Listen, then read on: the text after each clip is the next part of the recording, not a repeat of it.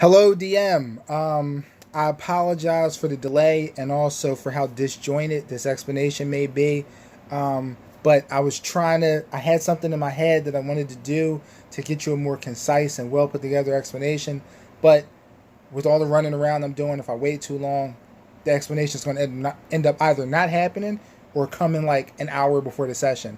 And I've gotten those as a DM, and I know it's annoying. So here we go, DM. All right, so my last session left off with me, session one, excuse me, two sessions. Session one leaves off with me, basically back in that dungeon after I got that deep scratch in my leg. Excuse me. I was just sitting there and everything. It was basically my session was bookended with that same scene. So when I open up here, someone's standing over me and they're wearing like shackled metal boots. I'm reading from my notes, and I apologize for how some of this is going to come off. So then after I see that person, within like a blink, I'm back inside the cavern. I'm in the infirmary. So Tayo is there with me, and what I learned is that Horizon had come and visited me. And I had been out for like 3 months. So this had been a minute, DM, since I've been up and at 'em. Let me see. The incident, yeah, like I said, it happened 3 months ago. So yeah, Tayo was with me, and he was letting me know that we had a meeting to go to. Or more so, I guess I had a meeting. So this I'm very confused about the way I wrote it down. So it seems I was having a conversation with Tayo, and we were going over like what the book, I guess, what things that the book has made better, I guess, through previous users. And it looks like needless death, unnecessary despair, and the burning of souls, I guess, have all lessened with people using the book. The way I wrote that down, I guess I wrote it down quickly, and I jotted things down that I guessed I thought would help me out later to decipher it. But I was wrong, DM. I'm pretty sure that that's what that means, though. Tayo's also wearing this robe that has like symbols and stuff on it. So Tayo still with the cavern, and he's like an advisor now. One of the things that we talked about, actually, I can't remember because I was also getting just notes of things I knew. I can't remember if this came from the organization or it's just something you told me, or excuse me, from the conversation or something you just told me. But there's thousands of clans, and each clan follows a different former bearer of the Cirium Malibrium. So that goes to tell you right there, it's been a whole lot of people that have had the book. So basically, this meeting, yeah, Tayo's not at the meeting because the meeting is just for leadership of the cavern, which I'm in now. I've arrived, DM. Oh, so there was also a retcon. I'm not one of the diplomats. As it turns out, I'm actually in charge of keeping the cavern and the people safe. So like that's my role. So I'm like, I'm armed forces and security and everything domestically, all for the cavern and keeping it safe and everything. So some people I guess call us like the rulers or the monarchs, kind of is a bit of, I think, like a derogatory term. Basically coming at us a little bit about just being the people who wield power. You know how it is. You know how people see the people who wield power. So it is such a big gap of time. So it's been anywhere from 1 to 10 years since everything that happened in the underworld. That's not a thing where Sage doesn't know. Just the DM hadn't actually, buckle down the time yet. I'm guessing from all the stuff that's been going on with the cavern, it sounds like it's closer to 10 than 1. But I mean, that's all on you, DM. So at the round table, this is some of the people at the round table. So basically, this is the internal leadership of the cavern. So Amonra still runs things, except she's oftentimes off doing things and everything. So Future is Amonra's number 2. He's kind of like our COO if Amonra is the CEO. We got Rain. Rain is like Future's kind of like unofficial number 2. Cold Stone does mission management. Kamara Knight does education. Lore does necessities. Neptune does technologies. Elo Kwoki does income management. Charity does healthcare. Trang does sanitation. A good honest work there. Pelagia does offense. So me and her should connect and stuff like that. Anan does planetary relations. That's, I guess, what I probably was doing in the last session. Therium White does intergalactic relations. Okay, so I guess that person does like more further reach kind of stuff and everything, and maybe Anan focus within our system or surrounding systems. Let me see. Jameson Hertzbane, that's a cool name. Environmental preservation. Astrid and Ragnold? Or is that supposed to be Reginald? I'm going to go with Ragnold. Conflicts and resolutions. And Randy Bowengander. I probably botched that. That person does recruitment and retention. So that's everybody who's at the meeting. We're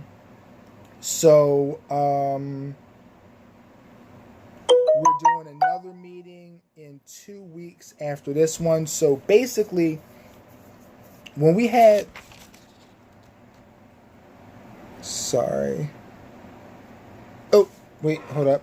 Sorry, DM.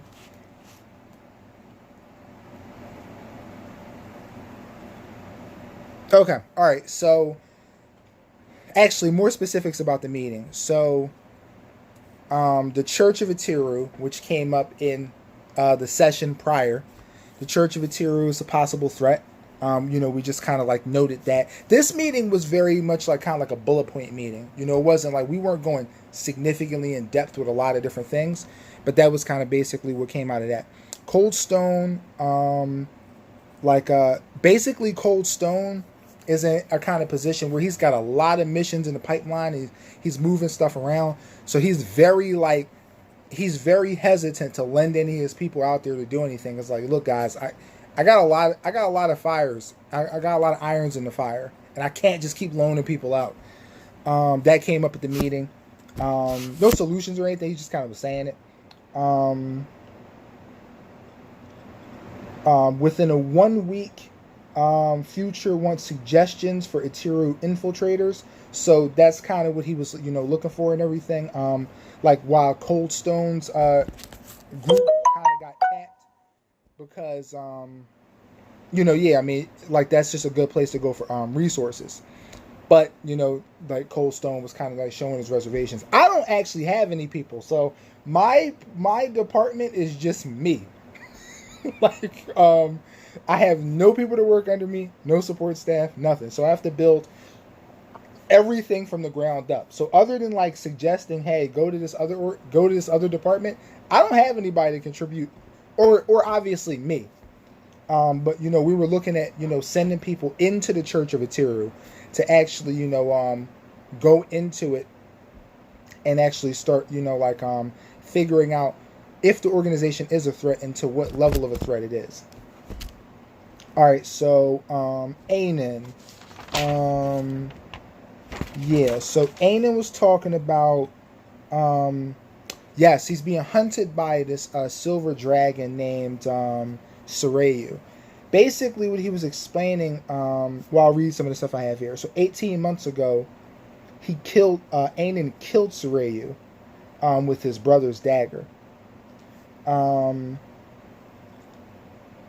Anan's mom, wife, and his father and firstborn son were all negatively impacted somehow by Sarayu. I don't know the specifics. Not sure if they're dead or not. Hopefully they're not. And basically he's on the tip Sarayu has to die. He's he like Sorayu for Anan is one of those enemies. Like, no. I'm not trying to rehabilitate this guy. I don't want good fights out of him. He just needs to go. So he was like, guys, I'm sorry. I know we're good guys, but I'm not interested in suggestions where he's not dying. And of course, I had to be the one to say, maybe he shouldn't die. But it wasn't from the perspective of like, listen, like, let's talk to him and see if we can reason with him.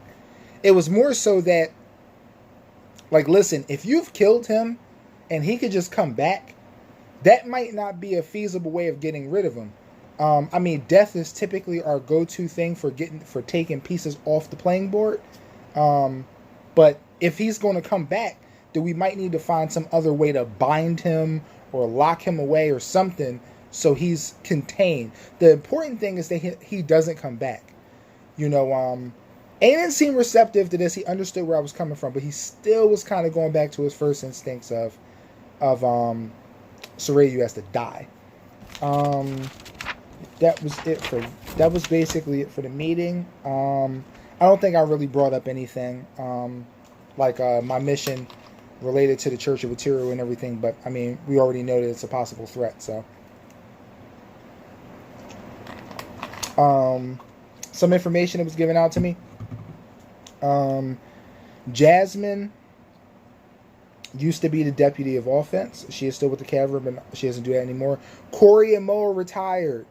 Kind of sad. I was hoping to see them a bit more. Doesn't mean I'm never going to see them again, but I was hoping they were still active. But I mean, it makes sense. They were trying to retire when I met them. Like, I was supposed to be their retirement bounty. So that's consistent.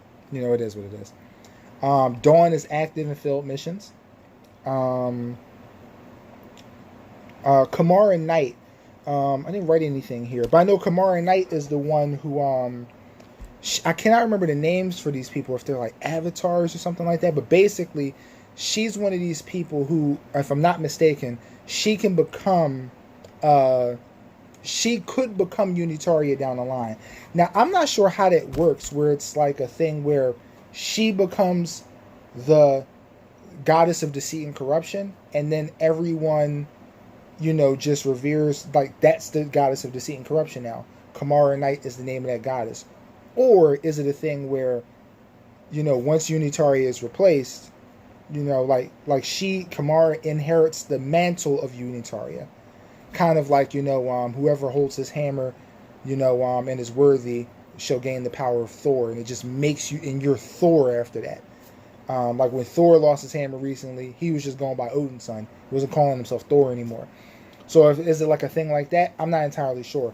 But needless to say, that causes like kind of friction between us. Like, she doesn't seem to really want, her position or want to become Unitaria. And I'm obviously hostile towards Unitaria. So, it makes me and Kamara have a weird relationship despite the fact that we're allies. Constant is Trang's number 2. Jing is an associate member. Flara is still with the Cavern. Yeah, I like Flara. Amanra has a penchant for bringing in people with questionable backgrounds. Kamara, Chosen One. That's what it is. Chosen One. Okay, cool. Yeah. I mean, she brought me back in, and I probably got one of the worst backgrounds of anybody in the entire organization. Maybe the worst of anybody I've heard so far. Like, I'm the worst. But I'm here, baby. I'm here. Yeah. Sky Kisser is a Chosen One. Just not sure for which god. I either didn't write it down or I don't know. Yeah, but that's basically it for my session, DM. Like, mainly in terms of playing, different game. Mainly in terms of playing, it was just the meeting. That was the main thrust of the session. And then, me getting information and everything like that beyond that. That's basically it, DM.